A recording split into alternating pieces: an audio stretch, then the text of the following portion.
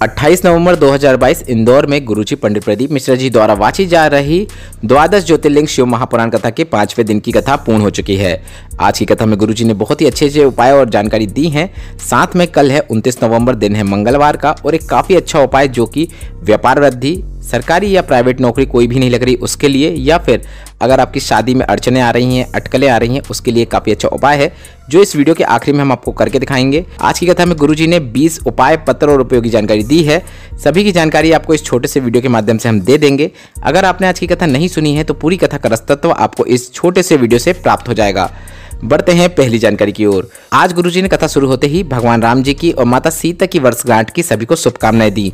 अर्थात आज के ही दिन राम जी सीता माता का विवाह हुआ था। इस दिन को राम सीता की सालगिरह के रूप में मनाया जाता है, जिसे हम विवाह पंचमी भी कहते हैं। बढ़ते हैं आज की कथा की दूसरी जानकारी की ओर। गुरुजी ने कहा, ना सास बुरी है ना बहू बुरी है। अगर सास बुरी होती तो वह तुम्हारे लिए क्यों जेवर बनवाती, और अगर बहू बुरी होती तो वह अपने पिता का घर का ठाट छोड़कर तुम्हारे घर में क्यों आती। ना सास बुरी है ना बहू बुरी है, बस ये जो समय चल रहा है वह बुरा है। इस समय को निकल जाने दो। अर्थात सास ने कुछ बोल दिया, पलट के जवाब दे दिया, बहू ने कुछ बोल दिया, उसको सुना दिया, ऐसा बिल्कुल भी नहीं करना है। इस बुरे समय को निकल जाने दीजिए। अगर आपने यह बुरा समय निकल जाने दिया तो कभी भी किसी बेटे या फिर किसी बेटी का घर नहीं टूटेगा।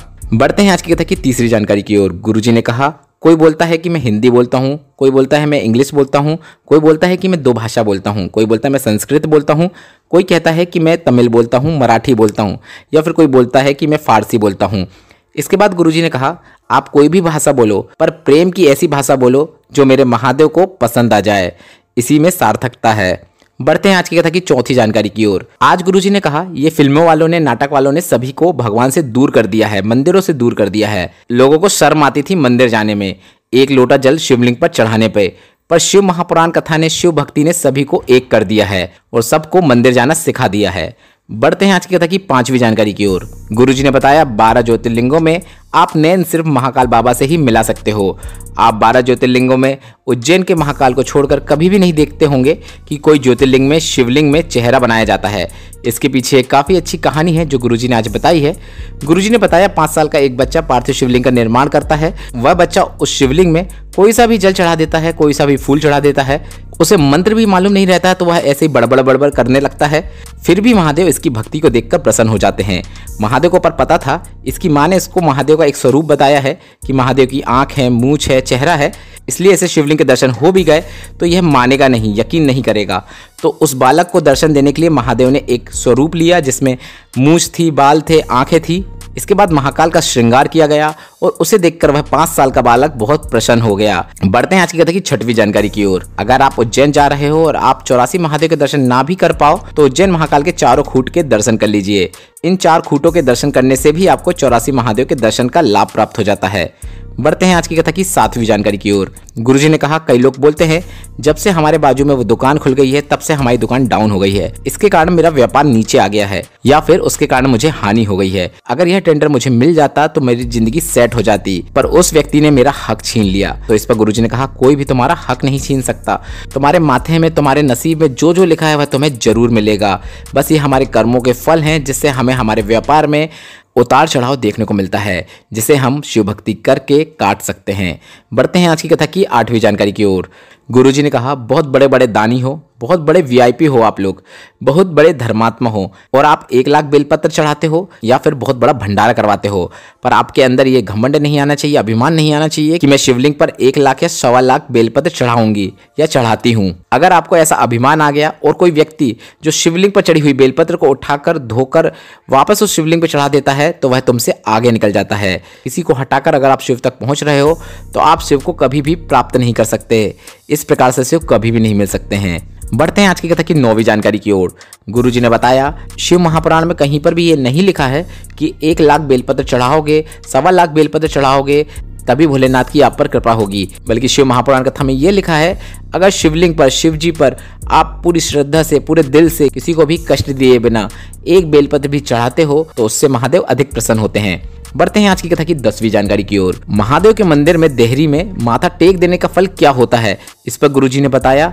जो पुजारी, जो पंडित, जो ब्राह्मण अंदर शिवलिंग के पास बैठकर भजन कर रहा है, पूजन कर रहा है, आरती कर रहा है, महामृत्युंजय मंत्र का जाप कर रहा है या फिर कोई पाठ कर रहा है, उसका फल देहरी में मात्र माथा टेक देने से माथा टेकने वाले व्यक्ति को प्राप्त हो जाता है। बढ़ते हैं आज की कथा की 11वीं जानकारी की ओर। गुरुजी ने कहा, अगर आपने स्टाम्प लगाने वाली सील देखी होगी तो उसमें उल्टे अक्षर छपे रहते हैं और जब वह सील स्टाम्प पर लगाई जाती है तो वह अक्षर सीधे छप जाते हैं। उसी प्रकार अगर आपके माथे में जितना भी उल्टा लिखा हो, आपके हालात गलत चल रहे हो, आपके माथे में बुरा लिखा हो, परेशानियां लिखी हो, तो सभी उल्टा को सीधा करने के लिए आपको शिव मंदिर में जाकर महादेव के द्वार में माथा टेक देना है और माथा टेक देने से आपके माथे की छाप महादेव के द्वार में लग जाती है, जिससे वह सीधा हो जाता है और आपके जीवन की सभी परेशानियां, सभी दुख, सभी तकलीफ दूर होना प्रारंभ हो जाती हैं महादेव के मंदिर में, महादेव के द्वार में सिर्फ माथा टेक देने से। बढ़ते हैं आज की कथा की 12वीं जानकारी की ओर। गुरुजी ने कहा, मेरे बच्चों से निवेदन है, आप जीवन में सभी प्रकार की पढ़ाई करो, सभी प्रकार का व्यापार करो, खूब पढ़ाई करो, खूब नौकरी करो, खूब तरक्की करो, जितना आपके नसीब में हो भगवान आपको उससे अधिक दें। आप कलेक्टर बनो, आईपीएस अधिकारी बनो, बड़े से बड़े पद में पहुंच जाओ, पर एक बात को याद रखना, संसार दाम से चलता है, वो मेरा महादेव नाम से चलता है। पद प्रतिष्ठा जब चली जाती है तब तुम्हारी औलाद ही तुम्हारी नहीं सुनेगी, तब दूसरा क्या सुनेगा। इसके बाद गुरुजी ने कहा, मैं बेटियों और बेटों से निवेदन करना चाहता हूँ, दुनिया के लोग तुम्हें मंदिर जाने के लिए कितना भी मना करें, तुम्हारे मंदिर जाने पर हंसें, तो भी शिव मंदिर जाने में शर्म मत करना, मंदिर जाना बंद मत करना। तुम अगर बहुत बड़े पैकेज की जॉब कर रहे हो, तुम बहुत सुंदर हो, तुम्हारे पास जीवन की सभी सुख संपदा है, तुम्हारे पास कोई कमी नहीं है, फिर भी महादेव के मंदिर जाना मत छोड़ना, महादेव के मंदिर जाने में कोई शर्म मत करना। और अगर महादेव के मंदिर नहीं जाते हो तो अभी से जाना शुरू कर दो। बढ़ते हैं आज की कथा की 13वीं जानकारी की ओर। गुरुजी ने बताया, परमेश्वर शिवलिंग का वर्णन शिव पुराण, लिंग पुराण में सुनने को मिलता है। बाद में इसी परमेश्वर लिंग का नाम बदलकर ओंकारेश्वर शिवलिंग पड़ गया है। बढ़ते हैं आज की कथा की 14वीं जानकारी की ओर। दीपक जी नामदेव इंदौर से पत्र लेकर आए, जिसमें उन्होंने लिखा, बाबा की महिमा का क्या बखान करूं, मेरे काका जी की बहू को थायराइड हो गया था। एक दिन उसकी तबीयत अचानक खराब हो गई थी, फिर उसे नज़दीक के हॉस्पिटल पे दिखाया, फिर भी उसे आराम नहीं मिला। इसके बाद उसे इंदौर के बड़े हॉस्पिटल में आईसीयू में भर्ती किया गया। हमने साथ में आंवले का पानी का शिवलिंग पर अभिषेक करने वाला उपाय को लगातार 5 दिन तक भी किया। फिर एक दिन 1:30 बजे एकदम से उसकी धड़कन बंद हो गई। डॉक्टरों ने जवाब दे दिया। धड़कनें बंद होने के बाद डॉक्टरों ने हमें रिपोर्ट भी दे दी। डॉक्टरों ने उसे मरा घोषित कर दिया था। पर घर वालों के मन में बहुत दुख था कि इतना सब भजन करने के बाद, पूजन करने के बाद, आंवले वाला उपाय करने के बाद बाबा ने हमारी क्यों नहीं सुनी। इसके बाद हमने 4 बजे तक बॉडी नहीं लिया और हमने ठान लिया कि श्री शिवाय नमस्तुभ्यं मंत्र का निरंतर जाप करेंगे। हमने वैसा ही किया। 1 लोटा जल शिवलिंग पर चढ़ाया और वह जल को प्राप्त करके उसको लगा दिया। इसके बाद उसमें श्वास भी आ गई और वह जीवित हो गई।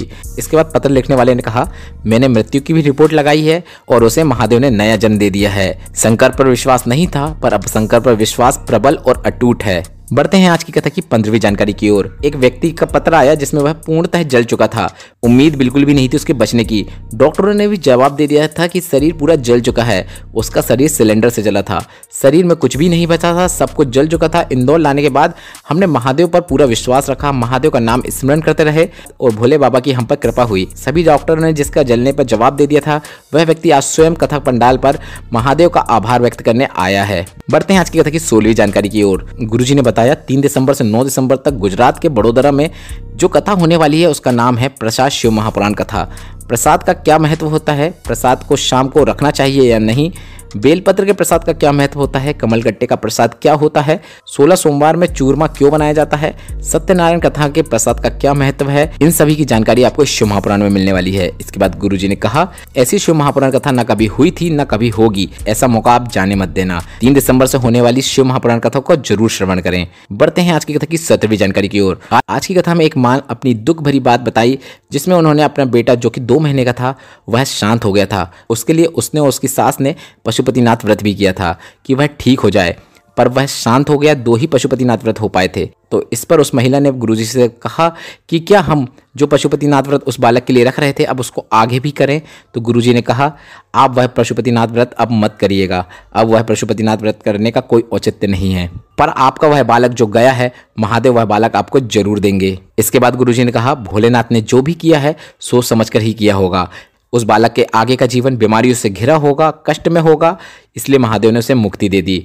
इसके बाद गुरुजी ने कहा, आप भोलेनाथ पर विश्वास कायम रखिए, वह जरूर आपकी झोली फिर से भरेंगे और आपका भी पत्र आगे की कथाओं में हमको जरूर सुनने को मिलेगा। इस माँ की आप बीती सुनते समय मेरी आंखों में आंसू आ गए थे। अगर आपने भी आज की कथा सुनी है तो मेरे को लगता है कि आपकी भी आंखों में आंसू जरूर आ गए होंगे। उस माँ का दुख दर्द मैंने भी महसूस किया है और अगर आपने भी उस माँ के 2 माह के बेटे के लिए दुख महसूस किया है तो आप भी उस माँ के उस बेटे के लिए कमेंट बॉक्स में ओम शांति जरूर टाइप कीजिएगा। बढ़ते हैं आज की कथा की 18वीं जानकारी की ओर।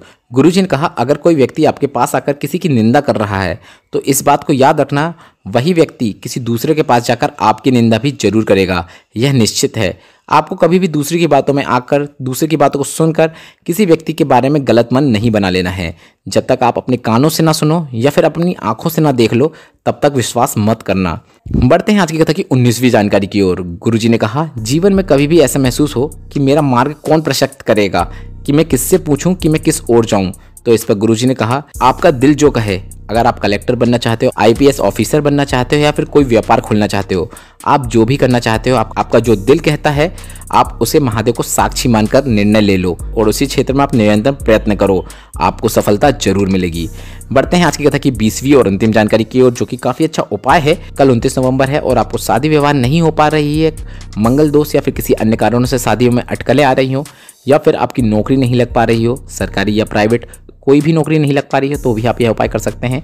अगर आपके व्यापार में बहुत ही उतार चढ़ाव देखने को आ रहा है तो भी आप यह उपाय कर सकते हैं।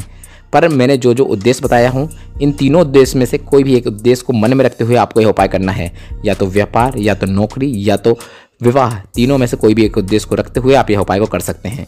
आपको एक धतूरा लेना है और इस धतूरे को बीच में से फोड़ लेना है। आप चाहो तो धतूरे को बीच में से काट भी सकते हो।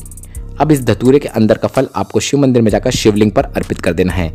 शिवलिंग पर धतूरे का फल अर्पित करने के बाद आपको 1 कलश साफ जल शिवलिंग पर जरूर अर्पित करना है।